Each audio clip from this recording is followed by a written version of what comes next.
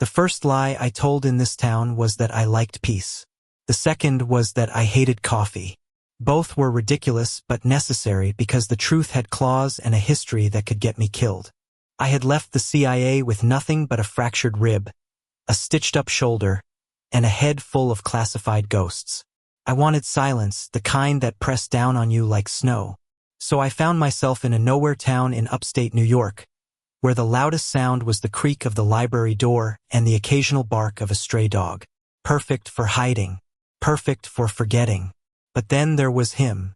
Ethan, the town librarian. Messy brown hair that always looked like he had just run a hand through it while lost in a book, glasses he sometimes forgot to wear, and a voice that was too kind for someone like me. He had this irritating habit of showing up at the hardware store when I was buying tools, at the diner when I wanted to eat alone, and worst of all kept trying to get me to drink coffee with him. At first, I thought it was small-town friendliness. People here liked knowing your business. But Ethan was persistent. Every week, he'd slide a cup across the library desk when I came to borrow books I didn't plan to read. Sometimes, he'd bring it over to the table where I sat, eyes narrowing when I didn't take a sip. "You can't keep running on tea forever," he'd tease, his smile a mix of patience and challenge. If only he knew how many years I'd survived on adrenaline and lies. The thing about Ethan was that he didn't feel like a threat, and that was dangerous. He had this way of making me lower my guard, of asking questions without actually asking them. I should have avoided him. But the more I tried, the more the town seemed to conspire to push us together. Like the night the storm knocked out half the power grid, and the library lights were the only ones still glowing. I went in for a book, really. I went in to get out of the rain and found him sitting cross-legged on the desk, humming to himself, the faint glow of candles around him. He looked up at me like he had been waiting. "You look like hell," he said cheerfully.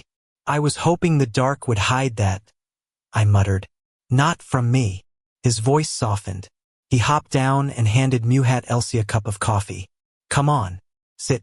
You can tell me why a man who's obviously running from something keeps hiding in my library." I froze. For a second, my instincts screamed to walk out, to never come back.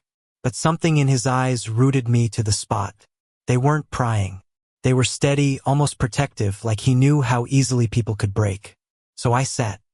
And for the first time in years, I let someone talk to me without calculating an exit strategy. The coffee was terrible. But Ethan's laugh, soft, warm, unafraid, that was addictive. The truth is, I didn't expect the nightmares to follow me here. I thought leaving the agency would mean leaving the shadows behind. But the past doesn't care about new zip codes.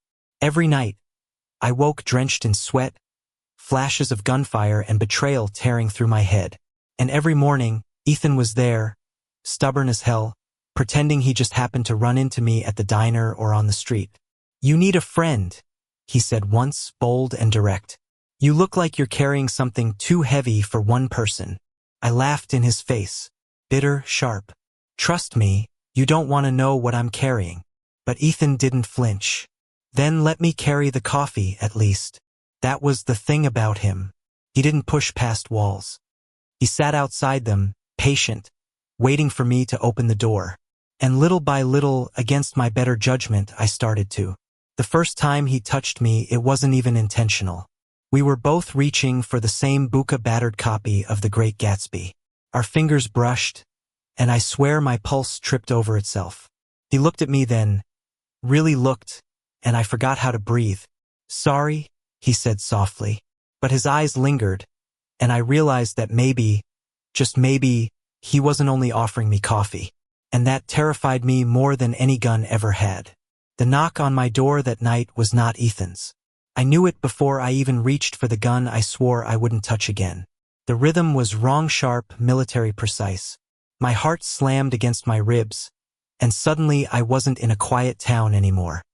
I was back in the desert, in a safe house, waiting for extraction that never came. When I opened the door, 2 men stood there, suits too clean for this town. CIA, or what was left of them. "Agent Walker," one of them said. My real name, not the one I had given Ethan. "You've been hard to find." I almost slammed the door in their faces. But then Ethan's voice drifted from behind me. Walker. He was holding a mug, barefoot, wearing one of those faded library t-shirts he always slept in. His hair was messy, his eyes still soft from sleep. Innocent. Too innocent to be standing here in the middle of my war. The agents smiled like wolves. Who's your friend? Ethan blinked at them, then at me. What's going on? My throat closed. The lies I had told him, the walls I built, were about to crack wide open. The next hours blurred. Voices, threats, choices I didn't want to make. They wanted me back for one more job, they said. Something only I could do. If I refused, they hinted, maybe this quiet town wouldn't stay quiet. Maybe Ethan wouldn't stay safe. So I agreed. Not because I wanted to, but because love makes cowards of even the strongest men. Ethan cornered me the second they left. His hands trembled, but his voice didn't. Walker? Who the hell are you? I wanted to tell him everything. But the truth was jagged, and once I bled it out, there'd be no taking it back. So I did the one thing I swore I wouldn't. Pushed him away. You don't know me, I said coldly. And you don't want to. He flinched like I'd struck him. And maybe I had. When he left, the silence in my cabin felt like a coffin. The job was supposed to be simple. One extraction. One night. In and out. But the second I stepped into the shadows, I realized something vital. I wasn't that man anymore. My hands shook when I held the gun. My breath caught when I heard the crack of gunfire. And all I could think of was Ethan. The way his eyes softened when he looked at me. The way his voice carried warmth into places I thought were dead. I wanted out. Truly out. Not just from the CIA, but from this endless cycle of lies. The mission fell apart, of course. Missions always do. There was betrayal, a gun to my head, an extraction team that never showed. But this time I didn't face it alone. Because Ethan showed up. God knows how he found Memabe, small towns breed stubborn men, but there he was, clutching nothing more dangerous than a flashlight and a baseball bat, looking like he'd walked into the wrong movie. You idiot! I whispered, half in horror, half in awe.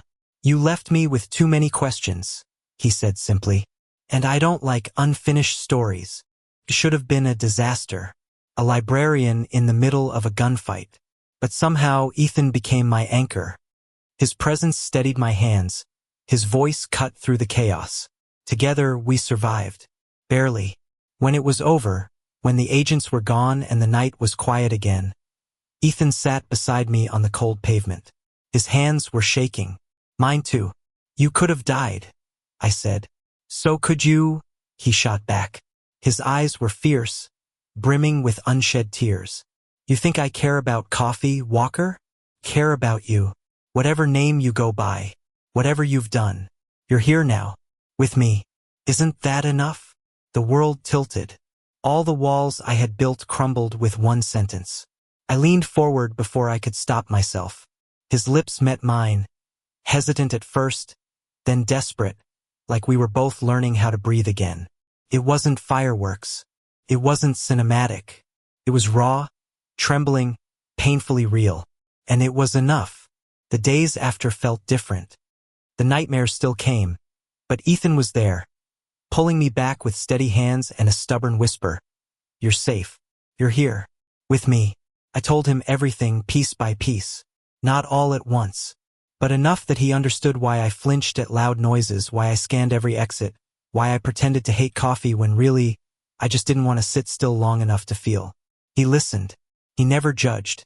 Sometimes he'd touch my hand, grounding me with something as simple as warmth. And slowly, I began to believe that maybe I wasn't broken beyond repair. One evening, weeks later, I found myself back in the library. Ethan was reshelving books, humming under his breath. The golden light of sunset spilled through the windows, painting him in hues too soft for a man like me. He glanced up, smiling when he saw me. Back for another book you won't read? Back for the coffee I swore I didn't like, I admitted. His eyebrows shot up. Oh? Finally giving in. I stepped closer, close enough that I could see the faint ink smudges on his fingers, the flecks of green in his brown eyes. I didn't lie about everything, Ethan. But I lied about that. I don't hate coffee. I just hated drinking it alone. His smile broke into something brighter, almost tearful. He pressed a warm cup into my hand. "Then let's fix that." I took a sip, bitter and sweet all at once. And for the first time, it tasted like home. The town never asked too many questions, and I never gave too many answers. Life wasn't simple, not for someone with my past, but it was lighter, quieter, filled with mornings where Ethan shoved a mug into my hands and nights where I found peace in the rhythm of his breathing beside me. Love didn't erase the scars. It didn't undo the shadows, but it gave them meaning. It gave me a reason to stay, to fight, to hope. And maybe that was all I had ever wanted. Because in the end, it wasn't the CIA that saved me. It wasn't the lies or the silence, or even the escape. It was a librarian in a small town, too stubborn to let me drink my coffee alone. And somehow, impossibly, that was enough. Thank you for listening.